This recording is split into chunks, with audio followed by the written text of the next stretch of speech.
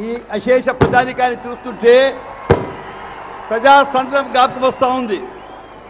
ఇదే ప్రాంగణంలో 2010లో నేను విన్నానప్పుడు, నేను కాంగ్రెస్ వర్కింగ్ కమిటీలో ఉంటే కాబట్టి చూస్తూ ఉన్నాం. అప్పుడు ఒక్క మాట కేసీఆర్ గారు నాకు జ్ఞాపకం ఉంది, ఈ ఆకాశాన్ని పగలగొట్టైనా నేను తెలంగాణ తెస్తాను, ఆకాశాన్ని పగలగొడతాను అన్నాడు. ఇవాళ ఆకాశాన్ని పగలగొట్టి ఈ భూమి ఈనే తీరుగా ఈ ప్రజాతంత్రం చూస్తూ ఉంటే అందరి మనసులో సంతోషంగానే ఉంది. ఈ అశేష ప్రజానికానికి టీఆర్ఎస్ తరఫు నుంచి, మా అందరి తరఫు నుంచి ఒక్కసారి వందనాలు తెలుపుకుంటా ఉన్నాను. అన్నిటికన్నా సంతోషమైన మాట ఏమిటంటే, ప్రజాస్వామ్యంలో మనం ఏం చేస్తున్నామో ప్రజలకు చెప్పుకుంటూ వాళ్ళ మద్దతు తీసుకుంటూనే ఉంటాం, ఎలక్షన్లో గెలుస్తూ ఉంటాం. ఆ పద్ధతిలో ఇవాళ మనం ఒక నూతనంగా, ఒక ఆదర్శంగా, ఒక కొత్త ప్రాక్టీస్ ముందు పెట్టాం.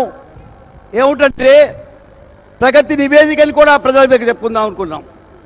అసెంబ్లీలో మాట్లాడుతూ ఉన్నారు చీఫ్ మినిస్టర్ గారు, అపోజిషన్ ఏం చెప్తాదని జవాబిస్తానే ఉన్నారు, సుదీర్ఘంగా ఇస్తూ ఉన్నారు. మొన్ననే మనకు జరిగిన ప్లెనరీ లోపల కూడా ప్రతి విషయంలో కూడా రెజల్యూషన్స్ ద్వారా తెలుపుకున్నాం. ప్రజలు ఏం కోరుకుంటున్నారో దాని గురించి మాట్లాడుకున్నాం, ఏమి చూస్తున్నామో చెప్పుకున్నాం. అంతే సరిపోదని ఈ పూర్తి ఆశేష ప్రజానికాని దగ్గరికి వెళ్ళి, తెలంగాణ ప్రజానికానికి ప్రతినిధులుగా ఉన్న మీ దగ్గరికి పోయి ఏమి చేశాము, ఏమి చేయబోతున్నాము, ఏమి మీరు కోరుకుంటున్నారు, ఏమి కావాలంటా ఉన్నారని తెలుసుకోవడానికి ఈ పెద్ద సభ పెట్టుకోవడం జరిగింది. మిమ్మల్ని చూస్తూ ఉంటే స్వాగతం తెలిపారు, నేను మీకు ధన్యవాదాలు తెలుపుకుంటా ఉన్నాను, అభినందిస్తూ ఉన్నాను. ఒక్క మాట చెప్పాలంటే, మన ప్రగతి గురించి మాట్లాడుకునే అవసరమే లేదనిపిస్తుంది, కానీ చెప్పుకోవాల్సి వస్తుంది. తెలంగాణకి మన ఉద్యమాన్ని చూసుకుంటే 2 పర్వాలు ఉన్నాయి. ఒక పర్వంలో త్యాగం చేసి తెలంగాణ తెచ్చుకున్నాం, వారన్నట్టు ఆకాశాన్నే పగలగొట్టి తెచ్చుకున్నాం, అందరి మనసుల్ని పగలగొట్టి మన ఏం కావాలో తెచ్చుకున్నాం.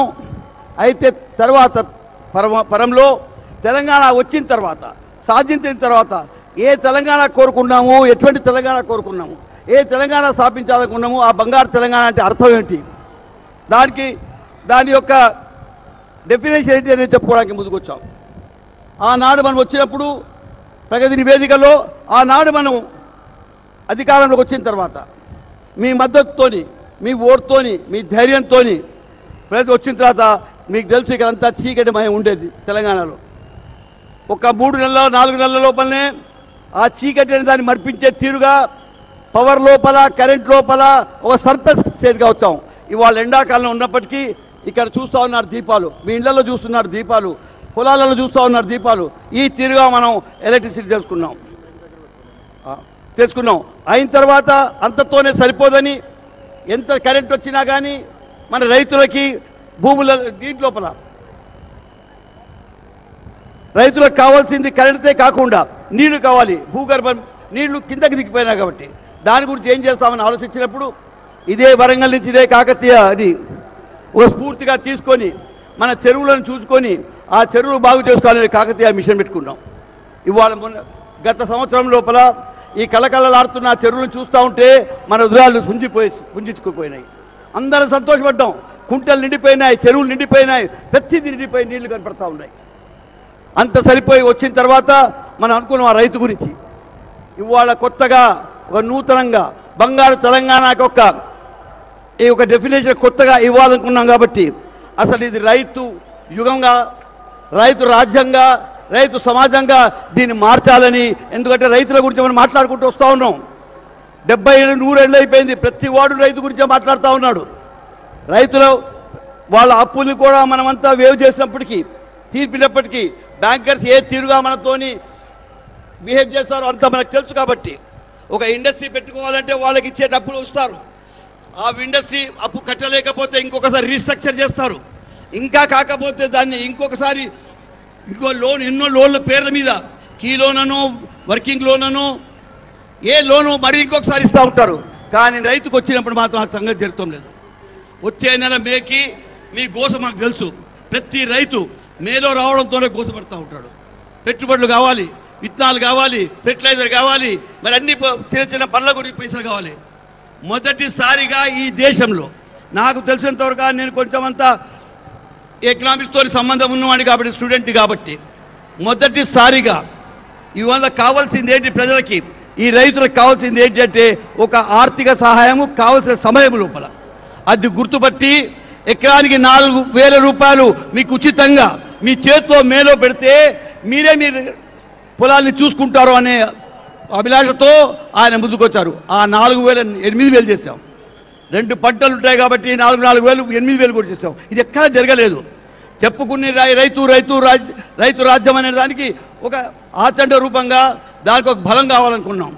అయ్యా ఒక మాట చెప్తున్నాను, ఇవాళ ఇక్కడ ప్రజానికాన్ని చూస్తూ ఉంటే, ఈ ప్రజల్ని చూస్తే మనకు బలం కనపడతా ఉంది. నిజమే, ఇంత పెద్ద బలం, పుంజుకొస్తున్న బలం, పెరిగిపోతున్న బలం, కానీ ఆ బలం మాకు బాధ్యత కూడా తెస్తూ ఉంది.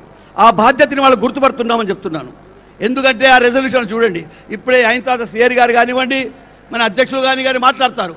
మన బాధ్యత యొక్క బాధ్యతల్ని కూడా వాళ్ళు విరమించుకుంటారు. మీరు ఇంత రైతుతోనే కాదు, కరెంటుతోనే కాదు, సంక్షేమ రాష్ట్రంగా మనం పెట్టుకున్నాం. మన రాజ్యాంగం లోపలే రాసుకున్నాం మన సంక్షేమ రాష్ట్రం అని. కానీ ఏమైంది ఈ సంక్షేమ రాష్ట్రం? పుట్టినప్పటి నుంచి చచ్చే వరకు నేను మీకు అండగా నిలబడతానని చెప్పాడు ఈ మన అధ్యక్షుడు కేసీఆర్ గారు. సంక్షేమ రాష్ట్రం గురించి మాట్లాడుకుంటా ఉంటే మీ అందరికి ఒక మాడుతున్నాడు. సంక్షేమం అంటే మన పుట్టినప్పటి నుంచి చచ్చే వరకు ప్రజానిక మనకు ఆపాలండి, దయచేసి ఆపాలి, దయచేసి ఆపండి.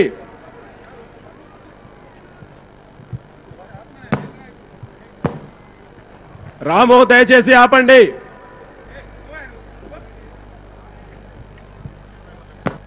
అయితే ఒక నిమిషమే చెప్తాను.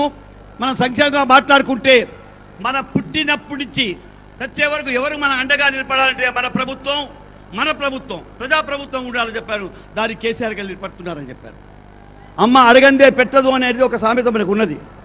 ఏదైనా ఆకలేసి అమ్మని అడగాలట, కానీ అమ్మని అడగకపోయినా పెట్టే అన్న ఒకడు ఉన్నారు. ఆ అన్న ఏం చేస్తున్నారంటే సాధారణమైనది కాదు, అసాధారణమైనది, మనం చెప్పుకోలేనిది. మేనిఫెస్టోలో చెప్పని ఎన్నో ఉన్నాయి. బీడీ వర్కర్లకు 1,00,000 రూపాయలు నెలకిస్తా ఉన్నాం. ఆ తీరుగానే నీళ్లు ఇవన్నీ ఇస్తున్నాం మేనిఫెస్టోలో పెట్టుకోకపోయినా. ఈ అవసరాలు గుర్తుపెట్టుకొని ముందుకు పోతా ఉంది ఈ ప్రభుత్వం, ఈ పార్టీ. అందుగురించే నేనేది ఈ సంక్షేమం ఎక్కడ లేదు తీరుగా బిగిన్ నుంచి బిడ్డ కడుపులో ఉన్నప్పుడు తల్లికి 12,000 ఇచ్చి, పుట్టిన తర్వాత కేసీఆర్ కిట్ ఇచ్చి, పెరిగిన తర్వాత స్కూళ్ళకు పంపించేసి బాధ్యత తీసుకొని, పెద్దగా అవుతే పెళ్లి చేపించి, లేదంటారా చనిపోతే వాళ్ళని అంబులెన్స్ తమతోనే ఇచ్చుకొని వైకుంఠ ధామ్ అనేది కట్టించి ఈ తీరుగా పూర్తిగా మీతో అండగా ఉంటుంది ప్రభుత్వం.